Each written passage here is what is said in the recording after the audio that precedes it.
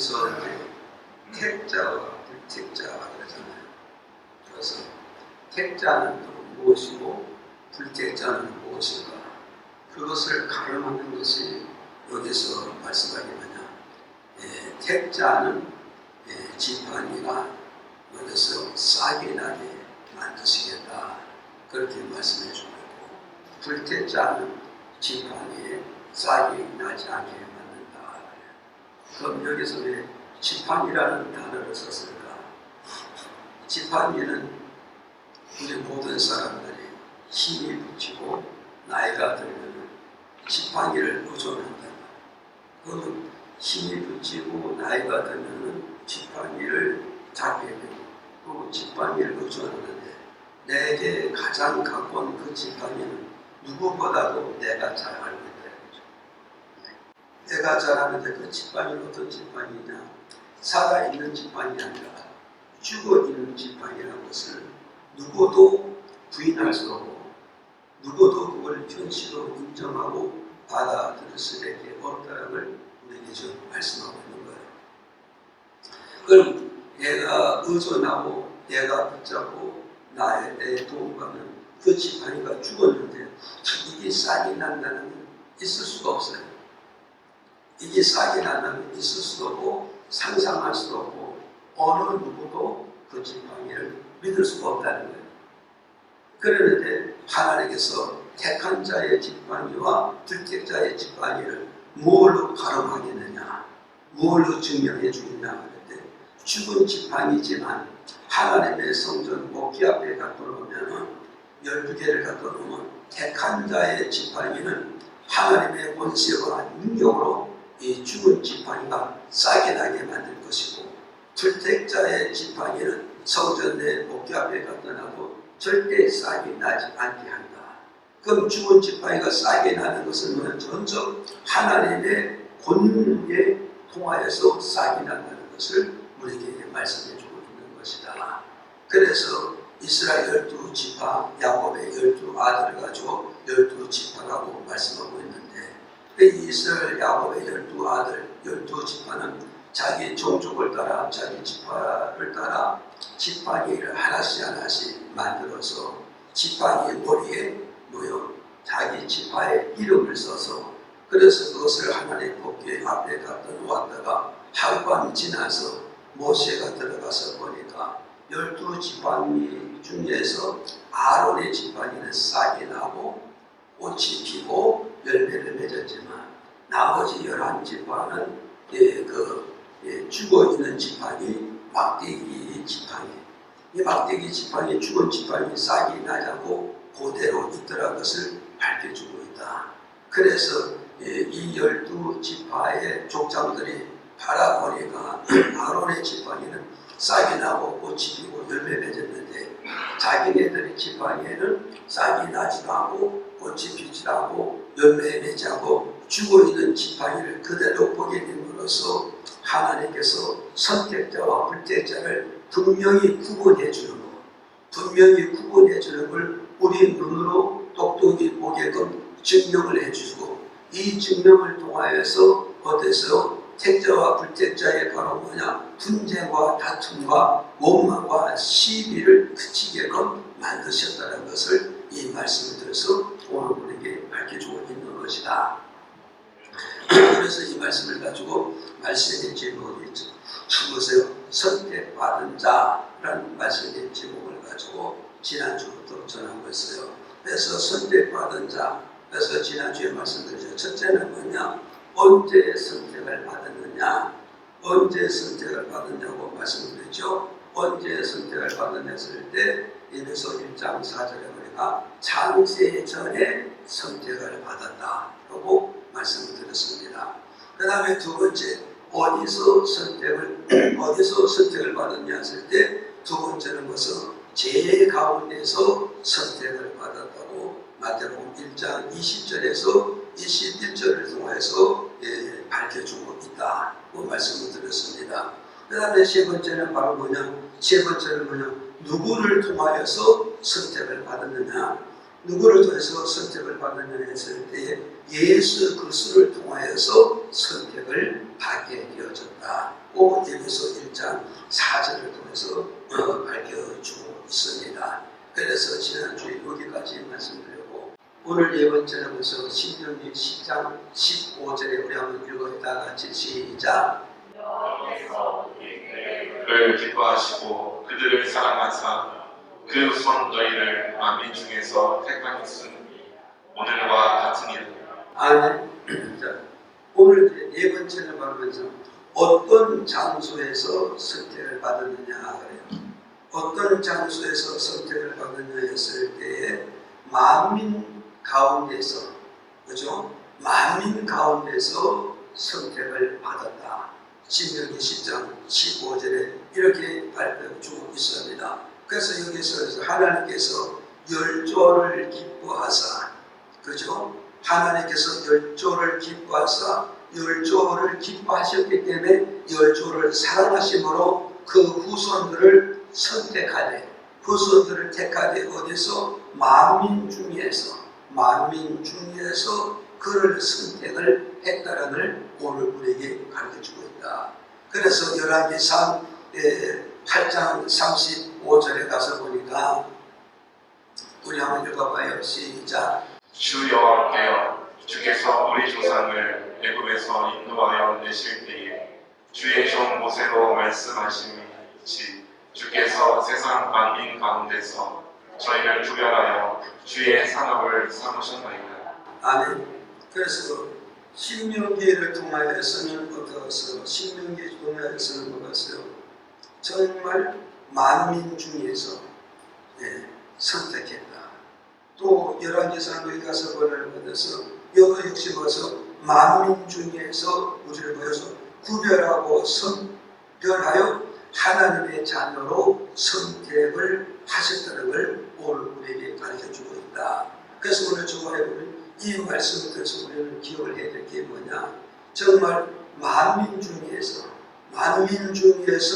우리를 선택해서 하나님의 자녀로 삼으시고 하나님의 본세로 삼으시고 하나님의 식구로 삼으셨다는 거예요.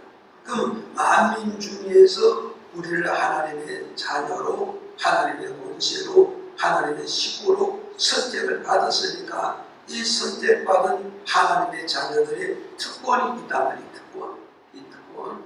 그래서 이 특권이 우리가 무엇인가를 우리가 알고 갈 때 우리에게는 미래도 있고 희망도 있고 우리에게는 소망도 있다는 것을 오늘 우리에게 가르쳐주고 있는 그런 말씀이라는 사실을 오늘 조화회는 믿으셔야 된단 말이죠. 그럼 오늘 조화회는 만민 가운데서 천의 하나에 선택받고 만의 안에서 선택을 받았으니 선택받은 하나님의 자녀들의 특권이 무엇이냐? 첫째 바로 뭐냐? 포로에서 벗어날 수 있는 길이 있다는 것이 이게 만민 중에서 선택받은 자의 특권이 여기 있다는 것을 오늘 우리에게 가르쳐주고 있어요. 다시 말씀드립니다. 보세요. 불택자는 포로에 잡혔을 때 그들은 벗어날 길이 없어요. 벗어날 길이 없으면 그들에는 미래를 바라보는 희망도 소망도 비전도 없는 인생의 여정의 길을 걸어가고 있지만 만민 중에 선택받은 하나님의 자녀들은 포로에 잡혔다 할지라도 포로에 잡혔다 할지라도 그 포로에서 우리는 벗어날 수 있는 그 길이 우리 선민들에게 택한 백성에게 특권이 이게 있다는 것을 우리에게 가르쳐주고 있는 것이다. 이게 좀 아멘하세요. 그래서 열왕기 8장 34절에서 34절에 이렇게 말씀해주고 있어요. 읽어보실까요? 시작. 만일 주의 백성 이스라엘이 주께 범죄하여 적국 앞에 패하게 되므로 주께로 돌아와서 주의 이름을 인정하고 이 전에서 주께 빌며 간구하거든 주는 하늘에서 들으시고 주의 백성 이스라엘의 죄를 사하시고 그 열조에게 주신 땅으로 돌아오게 하옵소서. 이렇게 말씀하고 있어요. 하나님의 선택받은 이스라엘 백성들이 적군과 싸웠단 말이에요. 적군과 싸웠는데 그 전쟁에서 실패했다. 그 전쟁에 실패하면 결국 뭐가 있어요? 실패하면 이긴 자가 진 자를 정복하게 되고 다스리게 되고 결국 뭐가 있어요? 노예로 삼게 되잖아요. 그리고 품꾼을 삼게 된다. 그러니까 선택받은 이스라엘 백성들이 적군과 전쟁에서 싸워서 졌다 이 말이죠. 졌으면 결국 어디 갔어요? 적군의 문사를 통해서 포로를 끌려갔잖아요. 포로를 끌려가가지고 저들에게 뭐라고 했어요? 종살이라고 했단 말이에요. 종살이 할 때 그 종살이를 통해서 너무 힘이 들고 너무 고통스럽고 너무 괴롭다 이 말이에요. 이렇게 너무 고통스럽고 너무 힘들고 너무 괴로울 때 그때 이들이 전쟁의 실패의 원인이 어디 있는가를 그들이 깨닫게 된다. 이게 중요한 거라고 지금. 오늘 우리는 뭐 봤어요? 이 전쟁에서 내가 져가지고 적군에게 포로로 잡혀가서 종살이하고 있다고요. 응? 종살이를 할 때 그 종살이가 편안하느냐? 편하지 못하고 힘들고 고통스럽고 괴로울 때 이때 우리 무엇을 생각해요? 이 전쟁에서 왜 내가 졌을까? 이 싸움에서 왜 내가 졌을까? 이 전쟁에서 무엇이 부족해서 졌을까? 그것을 깨닫고 어디 가서 하나님 품으로 영적으로 돌아와서 하나님 앞에 뭐요? 자기 모든 잘못된 것을 전쟁에 실패하는 그 원인을 찾아내서 그것을 회개할 줄 안다면 그걸 자백할 줄 알고 그걸 통해할 줄 안다면 하나님 그들의 모든 죄를 사유하여 주심으로 말미암아 그들의 포로에서 자유와 독립과 해방을 주시겠다는 걸 이 말씀을 들어서 오늘 우리에게 주고 있는 이런 메시지라는 걸 이 말씀을 들어서 우리가 깨달아야 된다 이 말이죠. 이해가 됩니까? 지금 우리는 이것을 가지고 그 시대에는 전쟁에서 전쟁을 말하지만 오늘 우리에게는 바로 뭐가 있어요? 우리 삶의 싸움이 있다. 우리 삶의 싸움. 그래서 어떤 사람은 있어요? 어떤 사람은 있어요? 이 삶의 싸움이 바로 뭐가 있어요? 문자 그대로 하면 전쟁의 싸움이잖아요. 나라와 나라의 싸움이잖아요. 무리와 무리의 싸움. 거기에서 우리는 왜 졌을까? 이 원인을 캐내고 원인을 찾는 자는 하나님 품으로 돌아간다면 다시 포로에서 먹어서 해방을 얻는, 자유를 얻는, 독립을 얻는 그런 하나님의 은총과 도움을 받을 수 있는 길이 열어진다는 걸 이걸 우리에게 가르쳐주고 있다 이 말이죠. 믿어집니까? 우리는 이 말을 현실을 바꾸고 먹었어요. 현실을 바꾸면 나의 기술이 왜 기술의 싸움에 졌을까? 그렇잖아요. 그래서 지금 모든 세계 국가가 지금 무슨 싸움이요? 기술의 싸움이잖아요. 기술의 싸움. 지금 기술의 싸움이니까 모든 나라가 뭐가 있어요? 적군의 기술을 빼앗아가지고 격을 모아서 성장과 발전을 가지고 오게 되잖아요. 그래서 지금 누가 먼저 기술을 많이 개발하느냐, 누가 기술이 성숙하냐에 대해서 누구의 기술을 가지고 적을 정복하고 적을 다스리느냐에 따라서 그가 성장이고 발전이고 경제의 대국을 이룰 수 있고 경제의 한 개인이 될 수 있다는 걸 이미 지금 우리에게 말씀하고 있다. 이해하십니까? 그러니까 내가 똑같은 기술인데 내가 저거 사람보다 한 수의 1위에 있는 기술인데 왜 나보다 한 수 아래에 있는 기술과 싸웠는데 기술의 싸움이 졌을까?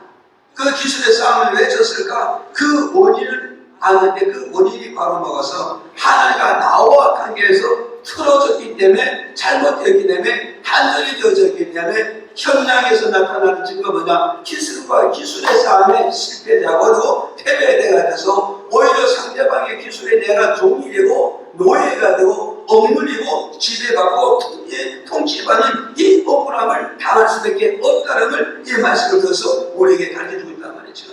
그래서 오늘은 뭐겠어요? 회사에서 그러잖아요. 진급을 해야 될 사람인데 진급을 못하고 있단 말이에요. 그럼 이건 왜 그러냐? 진급 싸움에서 졌다 이 말이죠. 그리고 나는 진급의 싸움에서 졌는데 이 싸움에 진 것을 가지고 결국은 뭐냐? 내 상대방을 탓할 것이 아니라 상대방을 상대할 것이 아니라 결국은 뭐가서 하나님과 나와 관계를 보라 이 말이에요. 하나님과 나와 관계를 맺을 때 왜 하나님이 나를 도와주지 않았을까? 왜 하나님 나를 밀어주지 않았을까? 왜 하나님 내 편에 서주지 않았을까? 하나님과 나와 영적 관계를 먼저 볼 줄 아는 자가 바로 얻어서, 아는 자가 들고 얻어서, 하나님과 나와 영적 관계를 보고 아는 자가 내가 왜 이 싸움에서 졌을까? 이것을 아는 자는 얻어가서요 하나님의 품으로 돌아가게 된다. 하나님 품에 돌아감으로 말미암아 하나님이 나를 잡아주고 나를 도와주므로 말미암아 다시 회복할 수가 있고 다시 벗어날 수 있고 다시 재기할 수 있는 길이 열어진다는 걸 이 말씀을 통해서 오늘 우리에게 가르쳐주고 있는 거예요. 이해가십니까? 그래서 이제 무궁화 세계 육군 대령인데 집사님이에요.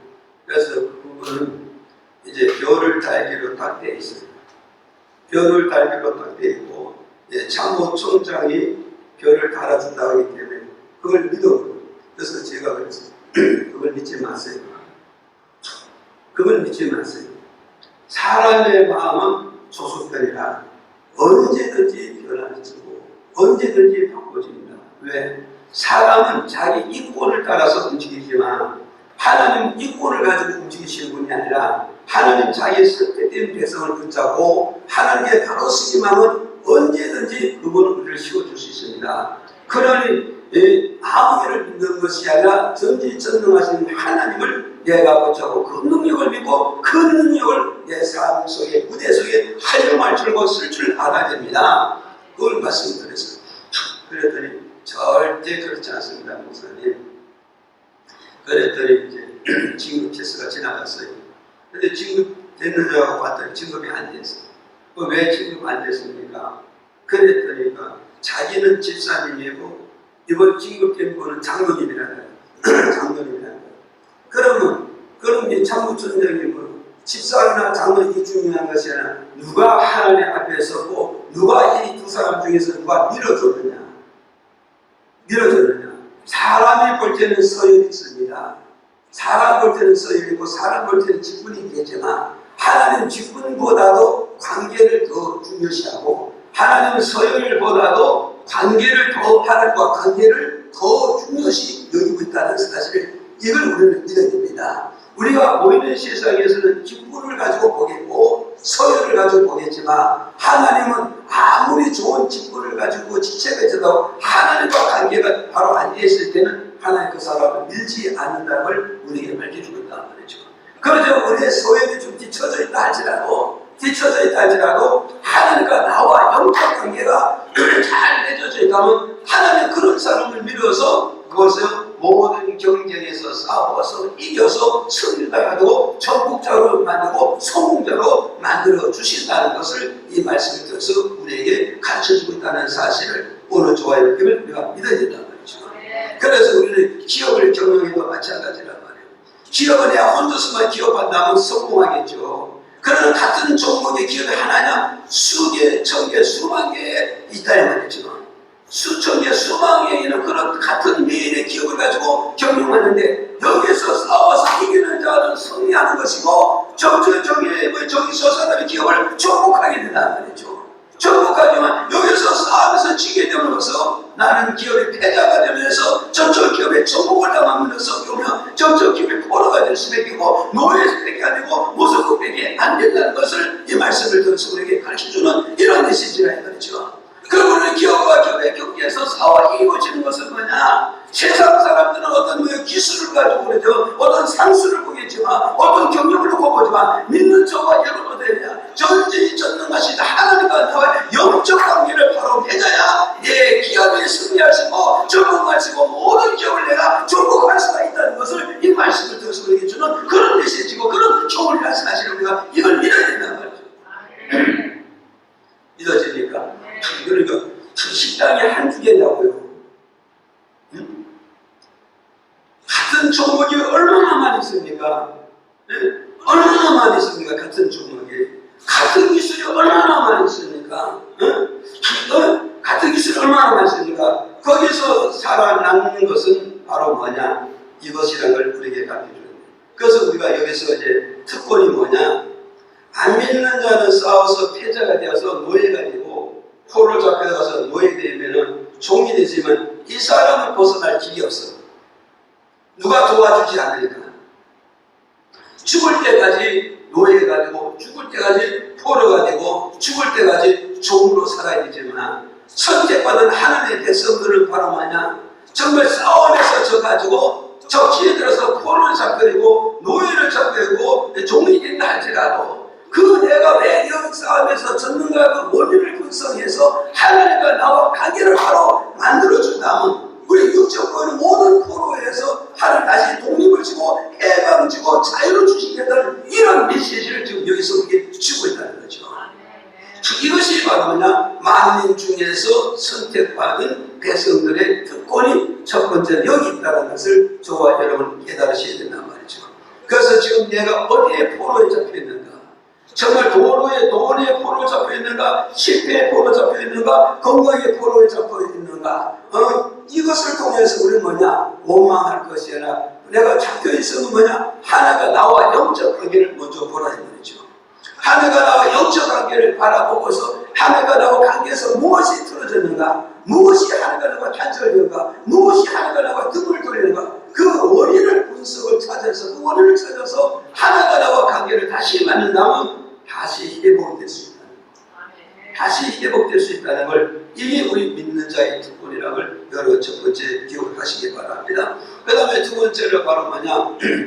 두 번째 열왕기상 8장 35절에서 38절을 우리 읽어봐요. 다 같이 시작. 만일 저희가 주께 범죄함으로 인하여 하늘이 닫히고 비가 없어서 주의 벌을 받을 때 이곳을 향하여 드리며 주의 이름을 인정하고 그 죄에서 떠나거든 주는 하늘에서 들으사 주의 종들과 주의 백성 이스라엘의 죄를 사하시고 그 마땅히 행할 선한 길을 가르쳐 주옵소서시며 주의 백성에게 기업으로 주신 주의 땅에 길을 내리시옵소서. 아멘. 자, 여기서 우리는 두 번째 우리는 아셔야 되는 뭐냐면 여기서 우리는 뭐냐면 가뭄에 대한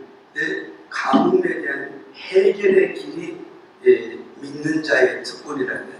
선택받은 자의 특권이라는 걸 두 번째로 우리에게 가르쳐주고 있어요.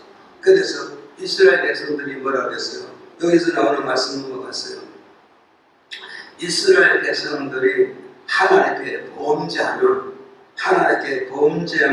하나님께서 어떤다? 하늘에 계신 하나님께서 하늘의 문을 닫아가지고 비를 이스라엘 백성들에게 내려주지 않는다는 거예요. 비를 내려주지 않는다. 그럼 경험에서 비를 내려주지 않은 경험에서 그들에게 바로 뭐가 다가온다? 가뭄이 다가온다. 이 가뭄이 다가오기는 바로 뭐냐? 그들의 모든 경장을 먹었어요. 풍작을 이루는 게 아니라 흉년을 가져온다. 그럼 흉년을 바로 뭐냐? 그들의 경작이 뭐야? 실패라고 해요. 경제의 실패. 이해가십니까? 이 실패를 이뤘다는 거예요. 이런 실패를 이루었지만 이들이 경작해서 실패를 이루었을 때 왜 이게 실패가 됐는가? 그 원인은 뭐요? 하늘에 계신 하나님께서 하늘 문을 닫고 우리 경작할 때 비를 주지 않았기 때문에 우리 경작은 실패로 돌아갔다는 그 원인을 깨닫게 됩니다. 그 원인을 깨닫고 원인을 깨닫고 이스라엘 백성들이 하나님께 부르짖어 기도하는데 뭐 부르짖게 되냐? 우리가 하나님의 범죄한 것을 깨닫고 철두철미하게 회개하고 자복하게 되면 하나님께서 이들에게 하늘 문을 닫았던 것을 하늘 문을 여시고 다시 하나님께서 이스라엘 백성에게 비를 부어주시겠다는 거예요. 비를 부어주신 것으로 말미암아 이들이 먹었어요. 정말 그들의 경작이 다시 풍작을 이루게 되고 풍성하게 되고 곳간을 채우게 됨으로써 그들의 모든 삶이 균형이고 안전된 삶을 살아갈 수 있게 된다는 것을 이 말씀을 통해서 두 번째로 우리에게 가르쳐주고 있는 것이다. 이것을 오늘 저와 이걸 우리는 믿어야 됩니다. 그럼 우리는 이 현실로 우리가 적응신 것에서 내가 숨기를 닫는 곳에 내가 수고하는 곳에 내가 씨앗을 뿌리는 것을 하는 것마다 일이 안 되는 거예요. 내가 하는 것마다 왜 이렇게 안 될까?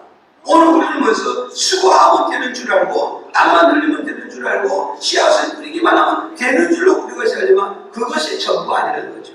그럼 무엇이냐? 내가 씨앗을 뿌리는 것에 하나님이 도와줘야 된다는 거죠. 여기서 경작에 씨를 뿌려서 왜 비를 준다 이 말은 뭐냐면 하나님 따라오면서 비를 준다는 늘 따라오면서 나를 도와주고 나를 밀어주시고 나를 세워주실 때 내가 끊임없이 성장하고 끊임없이 발전하고 끊임없이 성공을 할 수 있다는 것을 이 말씀을 통해서 우리에게 가르쳐주는 그런 말씀을 하죠. 이스라엘에서는 씨앗을 뿌리고 땀을 흘리고 열심히 경작했지만 하나님 이들에게 비를 주지 않는다면 비를 주지 않으면 이들의 씨앗도 먹을 것이고 노동도 먹을 것이고 시간 흘러가는 시간도 낭비밖에 안 된다는 걸 이 말씀을 통해서 우리에게 가르쳐주고 있는 거단 말이에요. 이해가세요? 그래서 오늘 우리 믿는 사람들은 그냥 어떻게 봤어요? 그냥 노력만 하면 되는 걸 이걸 착각하지 마세요. 씨만 뿌려준 다음에 되느냐? 이거 절대 되는 게 아니에요. 내가 남들보다 열심히 뛰기만 하면 되느냐? 절대 그것만은 아니라는 걸 오늘 우리에게 가르쳐주고 있어요. 이해가십니까? 보세요. 지금 우리 모든 국가들은 다 2020년도에 경제 성장 몇 프로 할 것이라고 다 계획을 세워놨고 그러게 그 기억이 있었는데 코로나가 들어와서 전 세계를 엎을 것을 누가 예측했냐고요? 아무도 예측 못했습니다. 예측을 못하면 각국의 모든 수상들은 어떻게 했어요? 1년에 얼마큼 성장하려 다 계획을 세웠지만 그 계획을 안에서 굴러 들어가고 아무것도 아니었다는 거예요. 그래서 우리 이것을 축소시 뭐냐? 내가 2020년도에 내 개인의 성장과 기업의 성장과 경제의 성장과 가정의 성장을 나름대로 다 꿈을 꾸고 계획을 했을 거라고요. 그렇지만 이것이 경우는 어떤 계획을 시고 어떤 노동을 시고 어떤 작업을 만들어놨다 해도 전능하신 하나님이 내를 따라오면서 도와주지 않는다면 밀어주지 않고 세워주지 않는다면 나의 모든 자본도 노력도 다 헛되게 돌아간다는 이 원리를 우리가 깨달아야 돼요. 이해가 됩니까? 그러면 우리는 보세요. 나는 누구보다 열심히 일하고 누구보다 더 부지런히 하고 누구보다 열심히 일찍 일어나고 그러잖아요. 왜 이게 안 되는 거예요? 왜 이게 안 됩니까? 왜 수익이 없습니까? 왜 경제가 없습니까? 이거 이렇게 됐을 때 우리는 뭘 생각해야 되냐? 이렇게 돼서 안 믿는 자는 그렇게 살아간다 하지만 선택받은 하나님의 백성은 하나님과 나와 관계를 보라 이거죠. 하나님과 나와 관계를 놓고서 볼 때 내가 하나님 앞에서 바로 서지 않고는 아무리 부전을 해도 아무리 남들보다 일찍이 뛰어도 아무리 남들보다 더 많은 씨앗을 뿌리고 많은 것을 투자한다 할지라도 그런 점에는 하나님이 나와 관계가 바라지 않으니 그분이 나를 등을 돌리게 되면 나는 아무것도 안 된다는 이 원리를 우리는 깨닫게 되어집니다. 이해하십니까? 그래서 오늘 저는 이걸 좀 여기서 말씀하시는 게 뭐냐? 이스라엘 백성들이 어떠했어요? 하나님의 범죄에서 하나님과 관계가 틀어진 상태에서 이스라엘 백성들이 이 땅에서 어떤 것을 경작하고 어떤 씨를 뿌리고 어떤 노동을 심는다 할지라도 하나님은 하늘의 문을 닫으시고 저들에게 비를 주지 않으므로 저들의 경작을 막아서 흉년이 오게 되고 흉년을 통해서 저들이 가난이 오고 저들이 가난을 통해서 굶주려서 죽음이 다가온다는 거죠. 이런 지경에 빠졌다 할지라도 이들이 결국은 하나님과 나와 관계를 돌아봐서 그것을 깨닫고 정말 하나님 내가 잘못했습니다. 내가 용서를 비겠습니다. 내가 회개했습니다. 그래서 자기 죄를 깨닫고 하나님 품에 들어서 철두철미하게 회개하고 자복하고 통해서 하나님과 관계를 나와 하나님과 관계를 잘 맺어놓으면 하나님께서 나에게 비를 내려주시겠다. 축복을 내려주시겠다. 하나님 나를 도와주시겠다는 이 약속이 여기 있습니다. 그래서 신명기 11장 14절에 이렇게 말씀해 주었어요. 우리 읽어보실까요? 신명기 여호와께서 너희 땅에 늦은 비를 적당한 때에 내리시니 너희가 곡식과 포도주와 기름을 얻을 것이요. 네, 자 우리 여기서 보세요. 이제 하나님 이스라엘 백성이 흉년이 들어서 굶주려서 가난에서 못 벗어나서 그때 하나님 이렇게 바라보니까 하나님과 나와 관계가 잘못됐구나. 이걸 깨닫고 하나님 앞에 나와서 내가 이것을 잘못했습니다. 저것도 잘못했습니다. 이렇고 저렇고 다 잘못했으니 주여 나를 용서하시고 나를 붙들으라고 눈물을 찢으면서 얘기하고 자복하면 하나님께서 비를 내려주신다는 거예요. 비를 내려주시는데 신명기 11장 14절에 어떻게 비를 주신다고요? 여기에서 그래서 이른 비와 늦은 비를 주시되 적당하게 주신다는 거예요. 믿어집니까? 자, 오늘은 여기서 잘합니다. 하나님께서 이른 비도 주시고 늦은 비도 주시되 비를 주시되 어떻게 주시느냐? 적당하게 주신다는 거예요. 적당하게. 믿어지면 안 났어요. 이 적당하게 믿어집니까? 이 적당하게 준다 이 말하면 많게도 주지 않고 적게도 주지 않고 알맞게 주시겠다는 걸 우리에게 말씀해 주고 있단 말이에요. 그러니까 오늘 이 말씀을 들어서 우리는 기억을 해야 됩니다. 적당히 준다는 건 이걸 우리가 꼭 알아야 돼요. 많이 주어도 이건 축복이 아니고 적게 비를 줘도 이게 축복이 아니란 말이에요.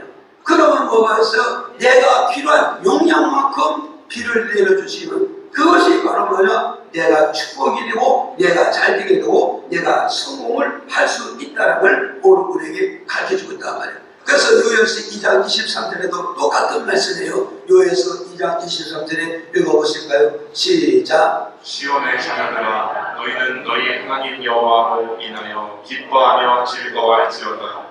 그가 너희를 위하여 비를 내리시되 이른 비와 늦은 비가 전과 같을 것이라. 네, 전과 같을 것이라. 믿어집니까?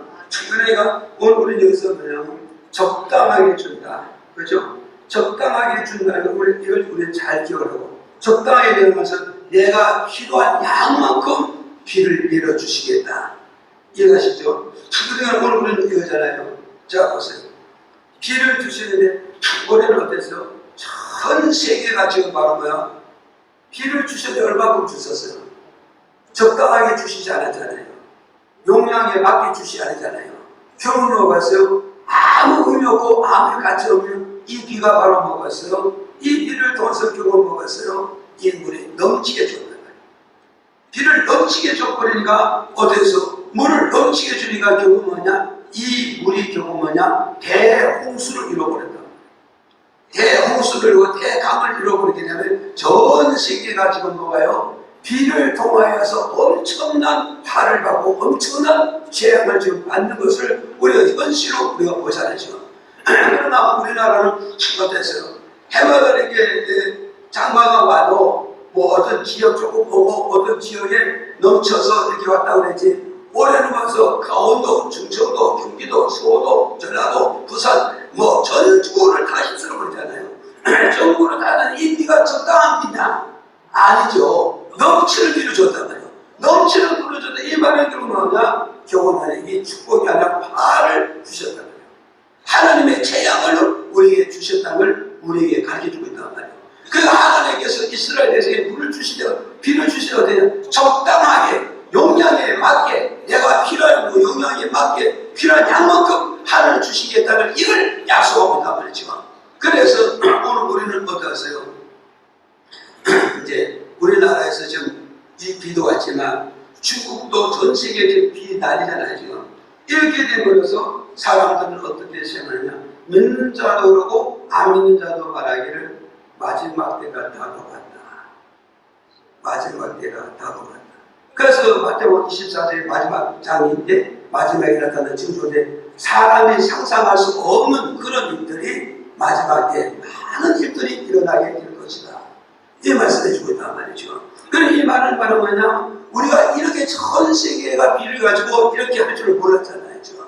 그리고 코로나의 전염병을 가지고 지금 뭐죠? 어떤 지역의 전염병이 있는데 전 세계가 이 전염병을 가지고 이렇게 덮을 줄을 몰랐잖아요. 이게 결국 뭐냐? 주님의 약속하시는 말씀대로 마지막 때에 나타나는 형상을 지금 보여주고 있다는 거죠.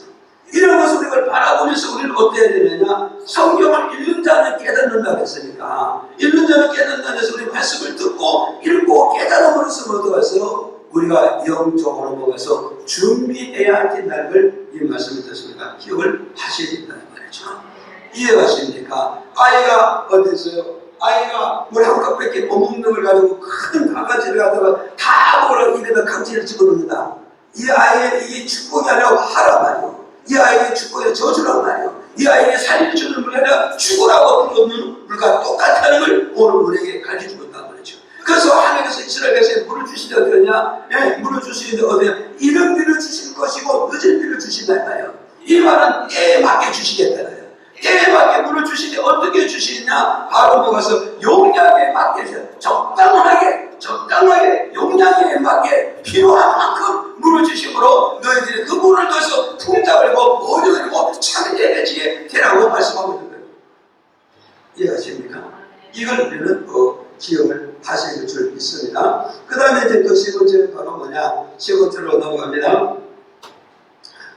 자, 세 번째 이라미상 8장 37절에서 39절에 자, 만민중의 택한 배대의 특권이 세 번째 뭐냐? 읽어보시자고 시작. 만일 이 땅에 기근이나 정력이 있거나 곡식이 시들거나 빵고기가 나거나 왼쪽이나 황충이 나거나 적국이 와서 선읍을 베어싸거나 무슨 재앙이나 무슨 질병이 있든지 물어나고 한 사람이나 꼭 주의 온 백성 이스라엘이 다 각각 자기의 마음에 재앙을 깨닫고 이 전을 향하여 손을 펴고 무슨 기도나 무슨 간구를 하거든 주는 계신 곳 하늘에서 들으시고 사유하시며 각 사람의 마음을 아시오니 그 모든 행위대로 행하사 갚으시옵소서. 주만 홀로 인생의 마음을 다 아심이니이다. 아멘. 무슨 질병에 걸렸든지 치료받을 수 있는 길이 있다는 거예요. 이게 얼마나 감사한지 아세요? 선택을 받지 못한 백성은요, 자기 몸에 질병이 들어오면요, 치료받을 수 있는 길이 없어요. 치료받을 수 있는 방법이 없습니다. 방법이 없어요. 그런데 하나님 앞에 선택받은 백성은요, 내 몸에 어떤 질병이 들어왔다 할지라도 그 질병을 치료받을 수 있는 방법이 있고 길이 있다는 것을 이 말씀을 들어서 오늘 우리에게 가르쳐주고 있습니다. 그래서 여기서 말해서 37절에서 39절에 보니까 보아서 이스라엘 백성들이 택함을 받은 이스라엘 백성들이 무슨 질병에 걸렸든지 무슨 질병에 걸려서 고통스러워 결국 억눌려 있을 때 그때 자기 죄를 뉘우치고 잘못을 뉘우치고 하나님께 나와서 회개하고 자복하면 하나님 그 사람의 그 죄를 사유해 주시겠다는 거예요. 사유해 주시겠다는 말은 용서해 주시겠다는 거예요. 오늘 우리를 잘 기억하시라고요. 질병 치료가 먼저냐 사유가 먼저냐. 그런데 순을 따져볼 때는 사유하심이 우선이라는 걸 우리에게 가르쳐주고 있단 말이죠. 그러니까 이스라엘 백성들이 어떤 선택받은 백성들이 내 육체에 어떤 질병이 임했다 할지라도 내 영혼에 어떤 질병이 임했다 할지라도 그것을 통해서 내가 하나님과 나 사이에 잘못된 걸 깨닫고 하나님께 나와서 내가 먼저 회개하는 것이 우선순위라는 거예요. 먼저 회개하면은 하나님께서 모든 죄를 사유해 주시고 용서해 주시고 그 모든 허물과 모든 죄를 어린아이의 피로 씻어주심으로 통해서 그 영혼을 깨끗하게 해주고 그 영혼을 맑게 해주고 그 영혼을 하나님과 나와 관계를 바로 씌워준다는 거예요. 그 씌워준 그 다음에 바로 뭐냐 육체의 질병과 영혼의 질병을 치료해 주시고 고쳐주시고 세워주시겠다는 걸 이 말씀을 들어서 오늘 우리에게 가르쳐주고 있는 것이다. 이게 바로 뭐냐? 믿는 자의 특권이라는 거예요. 이게 믿는 자의 특권이라는 거예요.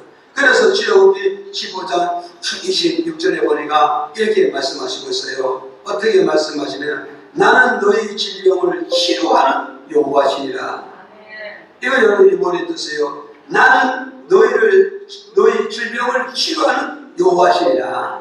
그러니까 오늘 저와 여러분 내가 믿는 하나님은 바로 어떤 하나님이냐? 여호와라잖아요. 여호와라 이 말을 먹어서 구원자라 했나요? 구원자에 계신 그분은 뭐겠어요? 모든 다방면에서 다 구원해주지만 오늘 여기서 바로 뭐냐? 네가 질병에 걸렸냐? 모슬병에 걸렸냐? 저주병에 걸렸냐? 여호와 하나님 거기서 너를 구원해 주시리라. 거기서 너를 치유해 주시라. 거기서 너를 사유해 주시라고 약속했던 사실을 이걸 우리가 믿어야 된단 말이죠. 이해하세요? 특별히 오늘 여러분 기억하시라고요. 내가 믿는 하나님의 이름은 여호와인데 그걸 신약에 와서 예수라고 말한단 말이에요. 그러니까 여호와라는 말이나 예수라는 말은 똑같은 뜻인데 여호와라는 것도 구원한다는 뜻이고 예수라는 말도 구원한다는 뜻이란 말이에요. 똑같은 뜻이라고요. 똑같은 뜻. 그러니까 오늘 우리에게는 바로 뭐냐? 나에게는 바로 뭐가 있어요? 정말 어떤 질병이 임했다 할지라도 내가 해결해서 하나님과 나와 관계만 잘 맺는다면 그분은 내 곁에 찾아오셔서 내 모든 못쓸 병을, 저주의 병을, 화근의 병을 다 고쳐서 건강하게 깨끗하게 만들어 주신다는 이 사실을 오늘 좋아요. 이걸 믿어야 된다 이 말이죠. 이해하시죠? 그래서 이제 베트남에서 한국으로 결혼해온 이제 자매가 있더라고. 자매가 있어요. 방송에 KBS 방송에 나와봤는데, 근데 이 자매가 한국에 나와가지고 이제 사는데 아기를 낳았어요. 아들을 낳았는데 이 아들이 큰 애가 첫째 아이가 심장병. 그래 이 심장병을 해가지고 병원에 수술했는데 이게 또 뭐 잘 하지 못한가 봐. 그 아이가 잘 걷지도 못하고 활동도 못하고 헐벗동수를. 그래 이 베트남의 이 자매는 그 나라의 우상이잖아요. 그 나라 우상. 그걸 아니까 이제 우리나라에서 이 아이를 해서 그 장독 뒤에 나무잖아요. 거기다가 정수 한 그릇 갖다 떠들어놓고 밤마다 그것을 두세 시간씩 비는 거야. 그래서 그 내가 가만히 보니까 베트남 여자니까 베트남 그 나라의 우상숭이 아닙니까? 그래서 그 나무 밑에서 이 아이를 건져달라고 피 눈물을 흘려가면서 정말 애절하게 그걸 기도하고 있고, 남편은 우리나라 사람인데 남편은 어디 갔어요? 그 아기를 대고 뒤에서 이렇게 바라만 보고 있는 거야. 그 바라보는데 그 아내가 너무 지긋정성으로 정수 하나 떠놓고 비는 걸 보니까 너무너무 안 됐죠. 너무너무 안 됐어. 그래서 제가 그걸 딱 보면서 느낀 게 뭐냐? 정말 예수님이 이 땅에 오신 목적이 뭐냐? 저런 여인들을 주님의 품에 들어가서 정말 주님 앞에서 정말 자기 모든 죄를 회개하면 하나님 저 죄를 사유해 주시고 자신에게도 모든 것을 문제이지만 자사 손손이 하나님의 돌보심과 축복과 치유와 사유가 있다는 걸 말씀하고 있단 말이죠. 이해하십니까? 그래서 오늘 저와 여러분 보았어요. 저는 그걸 보면서 그랬다고. 저 사람이 지방사 살더라고. 가까이 있다면 내가 쫓아가고 싶더라고. 쫓아가다 당신이 그렇게 지긋정성을 비는 그런 정성과 그런 믿음이 있다면 내가 믿는 예수를 믿어라. 내가 믿는 예수를 믿기만 하면 그분은 분명히 당신한테 치라고 고쳐줘서 건강하고 아이가 활동할 수 있게끔 만들어줄 것이다. 그렇게 전해지지만 어떻게 보면 그 지역에도 교회가 있을 텐데, 이해가십니까? 그 지역에도 교회가 있을 텐데 어떻게 저런 법을 정말 오늘 우리 주변에 지금 얽매여 있는 자는 너무 고통스러운 자가 너무 많은데도 불구하고 우리는 전도할 곳이 없다. 아직도 보면 곳곳에 수없는 사람들에게 손길을 내밀고 예수 복음을 전할 곳이 너무너무 많이 있다는 사실을 알아야 된다고요. 그래서 우리 여러분 잘 알잖아요. 오래전 사건이면 지전파들의 사건이잖아요. 지전파 우두머리들이 교도소에 가가지고 뭐라 그랬어요? 예? 지어버렸어요. 교도소에 가가지고 뭐라 했어요? 나도 예수를 일찍 알았다라면, 나도 하나님을 일찍 알았다면 사람을 죽여서 구워가지고 먹는, 인고기를 먹는 이런 짓을 안 했을까라고. 그런데 이제 교도소에서 예수를 알게 되고 복음을 믿고 구원을 받게 되니까 우리 주변에도 교회가 있었는데, 우리 동네에도 교회 있었는데 왜 내들이 복음 한 장 안 전해줬을까? 왜 내게 예수를 한번 안 전해줬을까? 그런 말씀하고 있단 말이에요. 그러면서 그가 교도소 살인자로서 사형을 받았지만 그 복음을 두고 나 같은 인물이 나오지 말라고 주변에 막 복음 전하는 이런 역사가 있거든요. 이해하십니까? 오늘 저와 여러분 이런 것을 우리는 기억하면서 오늘 저와 여러분 우리 믿는 자의 특권이 뭔가, 나는 어떤 못쓸병이 걸렸다 할지라도, 어떤 질병에 걸리고 어떤 흉악한 질병에 걸렸다 할지라도 내가 지혜를 유지고 하나님께 나와서 얘기하고 자복하게 되면 하나님 내게 다가와서 내 죄를 살려주시고 내 못쓸 병을 다 고쳐서 치료해서 건강하게 행복하게 살아가게끔 만드시는 게 이게 하나님이요 특권을 선택받은 자의 특권의 축복이 이런 것이라는 오늘 조회를 믿으시고 우리 하나님의 만민 중에서 내가 선택받은 걸 감사하는 믿음으로 주를 섬기면서 하나님과 나와 영적 관계, 육적 관계를 잘 맺어가서 이 세 가지 형성이 내 삶에 나타나지 않는 이런 축복의 삶을 누려가기를 주님의 이름으로 축복합니다.